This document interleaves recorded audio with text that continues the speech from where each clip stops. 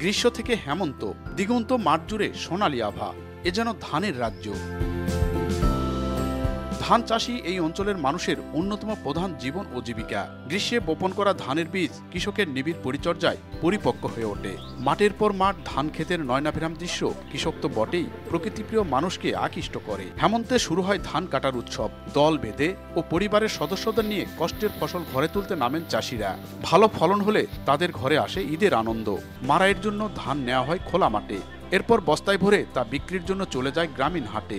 ব্যবসায়ী ও মহাজনদের হাকডাক ও দর কষাকষিতে জমজমাট হয় বেচাকিনা। ধানের বাম্পার ফলনের পর ভর করে এখানে গড়ে উঠছে অসংখ্য চাতাল মিল, যা দেশের ব্যবসা বাণিজ্যে অনন্য অবদান রাখছে। শীর্ষের অনুভূতি থেকে মুক্তি দেয় মাত্র 30 সেকেন্ডে। Pepsodent sensitive expert. অবারিত মাঠ, গগন ললাট, চুমে তব পদধূলি, ছায়া সুনিবিড় শান্তির নীড় ছোট ছোট গ্রামগুলি। এখন যদি ছোট ছোট গ্রামগুলিতে যায় তাদের কোনো পাকা ধানের ক্ষেত। আজ ধানের ক্ষেতে রৌদ্র ছায়ায় লুকোচুরির খেলা রে ভাই।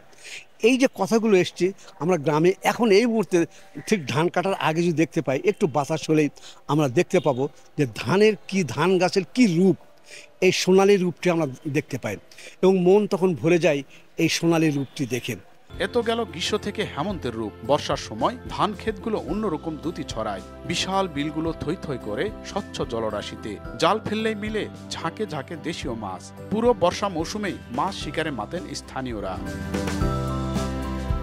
বিলগুলোর মাঝে বয়ে যাওয়া গ্রামীণ মেঠোপথ, গাছগাছালি আর পাকপাকালির কলকাকলি মুগ্ধ করে ভ্রমণ পিপাসুদের। বর্ষা মৌসুমে তাই এখানকার বিলগুলো পরিণত হয় এক একটি পর্যটন স্পটে। আবহমান বাংলার প্রতিচ্ছবি এই জনপদের নাম নওগাঁ। একসময়ের অনুন্নত এলাকাটি এখন কৃষি সমৃদ্ধ। ৩,৪35.67 বর্গ কিলোমিটার আয়তনের এই জেলায় প্রতি বছর অন্তত ৩০ লাখ মেট্রিক টন ধান উৎপাদন হয়। এমআর রকি, সময় সংবাদ, নওগাঁ।